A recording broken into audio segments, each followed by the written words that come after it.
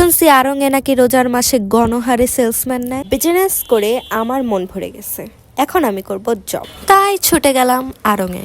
আর আমি যেহেতু অর্ধশিক্ষিত মানুষ, তাই আমার জন্য লাগবে সেলসম্যানের জব। তাই আড়ং-এর বসুন্ধরা আউটলেটে গিয়ে সিভি ড্রপ করার জায়গা খুঁজতেছিলাম।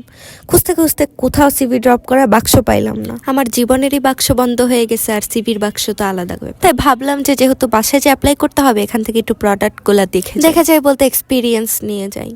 কারণ 2 দিন পরে আড়ং আমাকে সাদরে বরণ করে নিবে। বুঝে আসে না, গাছে কাঁঠাল কোফে তেল। আমার অবস্থা হয়েছে এরকম। এখনো সিভি ড্রপ করতে পারিনি, কিন্তু আমি হিসাব করতেছি মাসের প্রথম স্যালারি দিয়ে কি কিনবো, তাও আবার আড়ং থেকেই। মানে আড়ং-এ কামলা দিয়ে ওদের থেকে টাকা নিয়ে আবার ওদের কাছ থেকেই প্রোডাক্ট। কারণ আই লাভ আড়ং। যেই কাজে গেছিলাম সেই কাজ তো হয়ই নাই, উল্টা কিছু না কিনে ঘুরে টুরে কান্না করতে করতে চলে আসলাম। ওই যে বলে না, সবকো সব নেহি মিলতা, মুঝে ভি কুছ নেহি মিলতা। বাট কিছু না মিললে কি হবে, আমি যে ছেঁচড়া, তাই আমি তো হাসবই। আচ্ছা, তোমরা আমাকে বললো তো আমি কিভাবে অ্যাপ্লাই করব। আমার না খুব খারাপ লাগতেছে, মানে পরানটা জ্বলে যাচ্ছে, কারণ আমি করব জব, বিজনেস বাদ।